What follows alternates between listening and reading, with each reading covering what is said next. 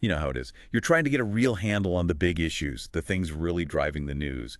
But sometimes, well, just feels like information overload. Right. There's just so much noise out there. Exactly. So that's what we try to do here. Take those complex, really important topics and dive deep into the sources to pull out the key knowledge you need efficiently without all the clutter. Mm-hmm. The goal is really to equip you with a clear, solid grasp of the essential ideas. And today, we're tackling a pretty provocative piece, the revolution, a manifesto. Yeah, this isn't just, another opinion piece. It digs deep, fundamentally reevaluating American politics and, well, proposing some pretty significant changes. Definitely, it offers a critical perspective. Okay, so think of this as your focused look into the core arguments of this manifesto. We're going to explore its main criticisms of how things are politically right now and the alternative path it lays out. We'll be looking closely at things like foreign policy, how the Constitution is interpreted. The economic freedom, civil liberties, the big stuff. So let's get into it.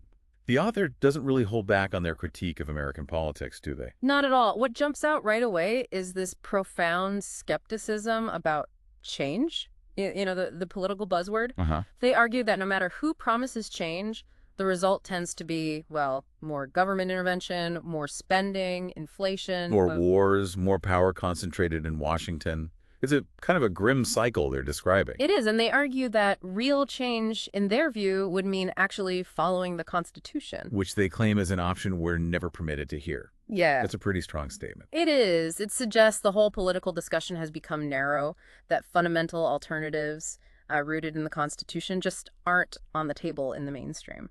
And they paint a pretty stark picture talking about national bankruptcy from multi-trillion-dollar promises. And that figure troops in 130 countries, that really stands out. It does, the sheer scale of it. And the author seems genuinely baffled that these huge issues, our money and our military reach, aren't, front and center in public discussion. Well, their explanation is this idea of a deadening consensus. Meaning? Basically that both parties and the media largely agree on the big picture, and this consensus kind of smothers any real debate about liberty or, fiscal sanity. And they mention that dissenters get smeared. Yeah, that's part of the argument that there are mechanisms to shut down opposing views. Okay. And this seems to be what pushed the author into running for president themselves. They mentioned being hesitant at first. Right, unsure if anyone actually wanted a campaign focused on liberty and the Constitution. But then the response they describe. Record online fundraising. This really diverse coalition coming together, Republicans, Democrats, Independents. Libertarians, yeah. It suggests that maybe, just maybe, the idea of freedom itself could bridge some of those political divides. That there's a hunger for something different than the usual partisan fight.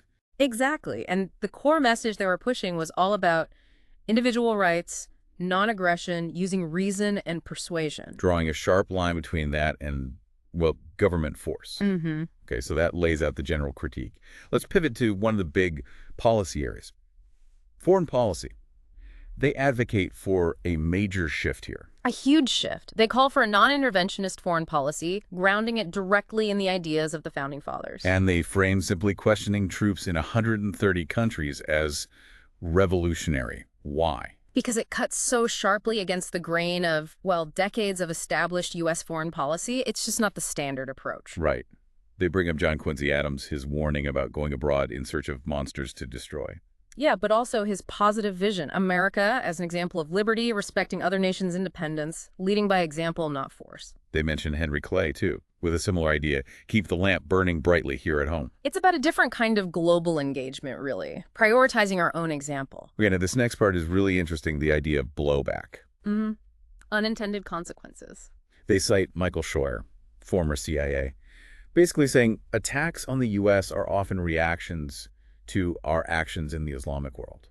That's a direct link. It is, and the implication is crucial. Our foreign policy choices aren't made in a vacuum. They can have real, sometimes negative consequences for our own security. It suggests our actions can sometimes, maybe inadvertently, fuel the threats we're trying to stop. And they back this up with Robert Pape's research on suicide terrorism. Yeah, the correlation he found with U.S. troop deployments, the examples are stark Iraq before 2003, no suicide attacks. Lebanon, attacks stopping after foreign forces left. It's powerful data, and the author stresses their own early opposition to the Iraq War, way back in 97, 98. On the ground. Constitutional concerns, the financial costs, national defense arguing it wasn't making us safer, and that Iraq wasn't really linked to terrorism then. This connects to their discussion of just war theory. Right. They argue the Iraq War didn't meet the traditional criteria: no initial aggression against the U.S., diplomacy wasn't exhausted, questions about the authority. And they use history, like the Treaty of Versailles leading to Hitler, to warn about unforeseen consequences of intervention. It's a cautionary tale about how actions can spiral.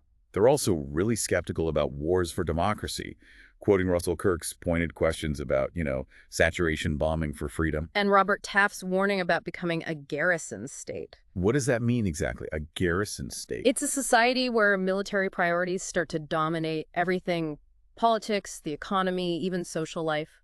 A shift away from individual liberty towards a more centralized, security-focused state, often eroding freedoms at home. And the cost. They hit that hard. Mm. Trillions for the Iraq War, $1 trillion a year just maintaining the global presence. It's a staggering amount of money. The author's argument is basically bring the troops home, focus resources here, and we'll actually be more secure, not less. And they complain that this whole non-interventionist option is just never seriously debated in the mainstream. Yeah, it's presented as outside the bounds of acceptable discussion. Definitely challenges the status quo. Okay, let's shift to another pillar of the Manifesto, the Constitution. What's the main concern there? The core issue is that they feel the Constitution isn't really the central guide anymore in political debates. It's treated as, well, flexible, maybe too flexible. And they single out executive orders. Yes, as a key example of expanding executive power. They see it as presidents basically making law without Congress, bypassing the constitutional process. They quote Jefferson, right?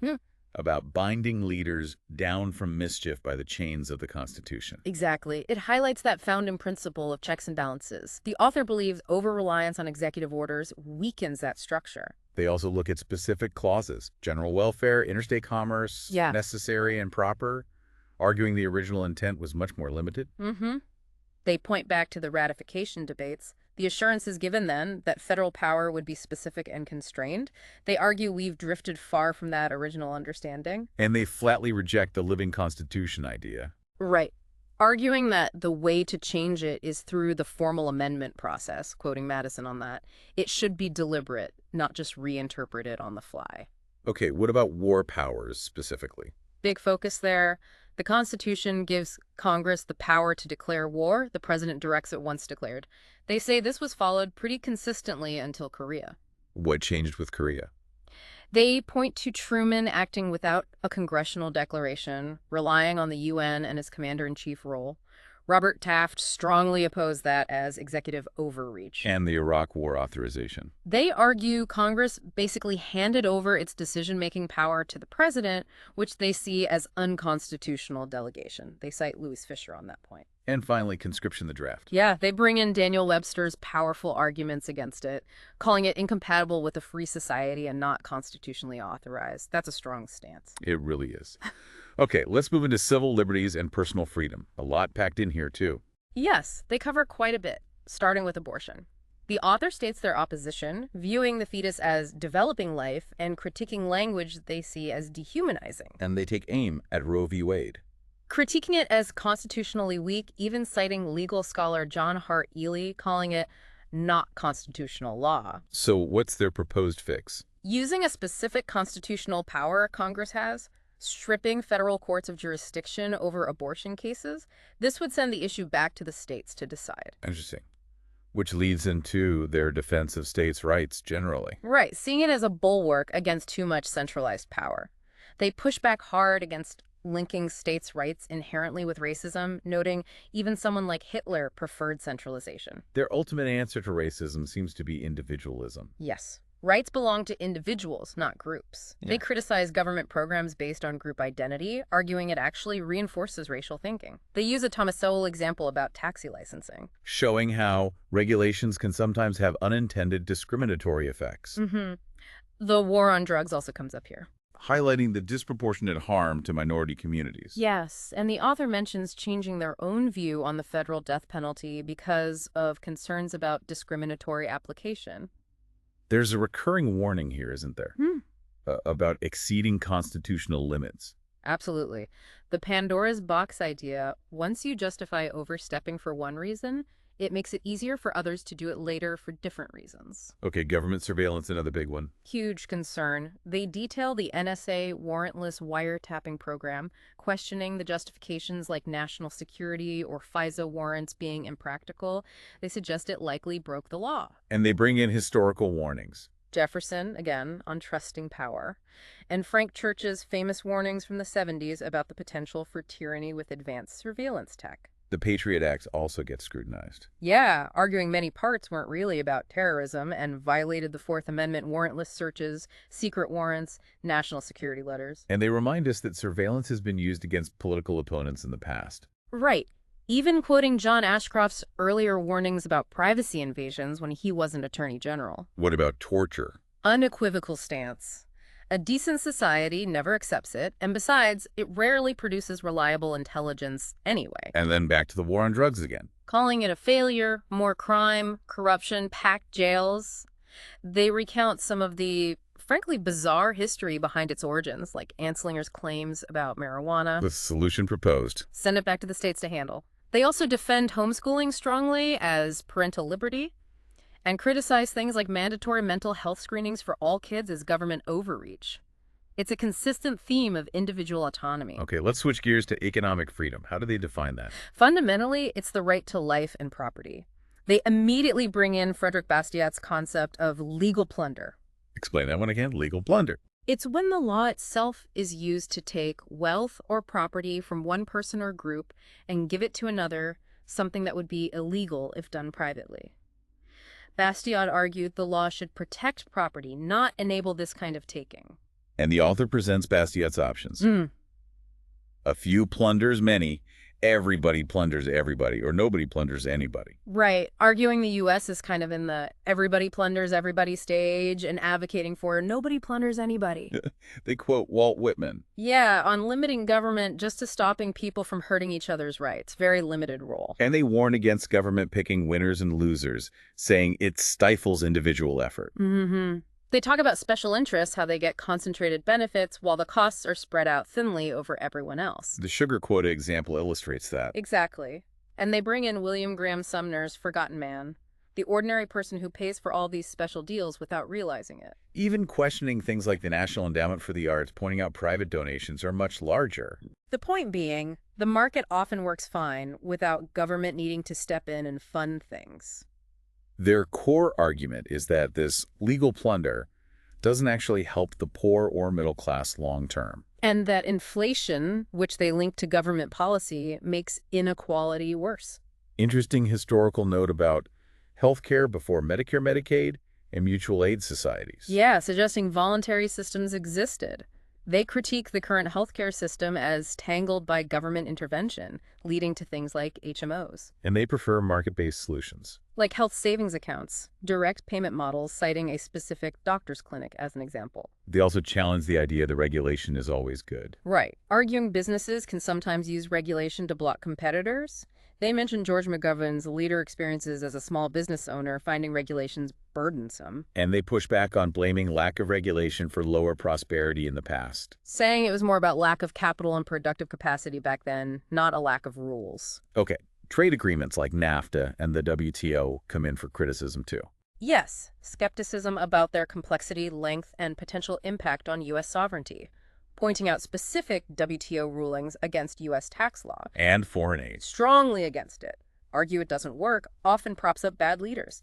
They point instead to free markets, lifting countries like Botswana, Chile, Ireland out of poverty. Highlighting market economies, not aid, as the driver of global poverty reduction. They mentioned Ludwig von Mises here too. Yeah, as a champion of free trade and peace. Lastly, on the economy pollution. Their take is different. Treated as a violation of property rights under law, not just something to manage with fees, they suggest market solutions like better tech are possible. A very consistent application of libertarian principles to the economy. Okay, now for the chapter the author calls the forbidden issue, money. Yeah, this is central to their argument. They contend there's a deliberate lack of real discussion about our monetary system, how money actually works in politics and media. Why forbidden? Because it's fundamental, but rarely questioned. They then explain the Federal Reserve, the federal funds rate, open market operations. Buying bonds, essentially creating money out of thin air, as they put it, Right, and they focus on the negative consequences they see flowing from that, primarily inflation. which they describe as a hidden tax. Exactly. Eroding the value of savings, hurting the poor and middle class most, redistributing wealth unfairly. They mention the Cantillon effects, how new money benefits those who get it first. They use historical quotes here too, right? Jackson Webster. Yes, warning about paper money hurting working people. And they're critical of how we measure inflation, the CPI. Yeah, saying it excludes key things like food and energy sometimes, and focuses on prices instead of the amount of money being created. They note Alan Greenspan himself used to advocate for gold, So their solution is, a system politicians can't manipulate, like a gold standard, where the government can't just print money at will, power is dispersed. and they show the dollar's loss of value since the Fed was created in 1913. Contrasting it with the stability under gold earlier, they also find it suspicious that the Fed stopped reporting M3, a broad money supply measure. Suggesting maybe the numbers looked bad. That's the implication. And they warn about hyperinflation pointing to Germany in 1923 and recent wholesale price jumps in the U.S. They also link the Fed's cheap credit policies to the housing bubble. directly.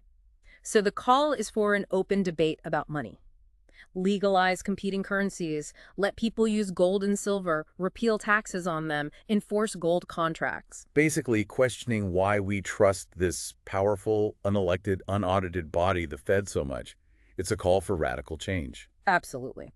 Which brings us to their final section, the revolution. where they push back against the idea that people don't actually want freedom. Right. Arguing the American Revolution itself proves people do want it. They believe liberty just isn't given a fair hearing in media, politics, or schools. But they mention young people respond positively when they do hear these ideas. Yes, suggesting there's an openness there. They reiterate the current path is unsustainable, especially with entitlement costs. And they propose funding a transition away from those programs by Scaling back those massive overseas military commitments. They also debunk the Social Security Trust Fund idea as an accounting gimmick. So what are the first steps in this proposed revolution? And sanctions on places like Iran and Cuba try diplomacy, trade, travel instead, and critically, start bringing U.S. troops home from all over the world. To get the budget under control and return to what they see as a proper Republican foreign policy. It's a fundamental reorientation. Definitely. So wrapping up our deep dive into this manifesto, we've covered a lot. The critique of current politics, the call for non-interventionism, a strict constitutional view, defending civil liberties, pushing for economic freedom, and this huge focus on rethinking money and the Fed. And the promise, as the author sees it, is pulling back from debt, sparking real economic growth, and creating a society that's both more secure and, well, fundamentally more free. Which leaves us with a final thought for you, the listener. Are these questions the ones this manifesto raises about how we're governed, about liberty, about money? Are they perhaps the most important yet least discussed questions for America's future? Something to think about. We encourage you to explore these ideas further. Definitely food for thought. Indeed. Until our next deep dive, keep asking those big questions.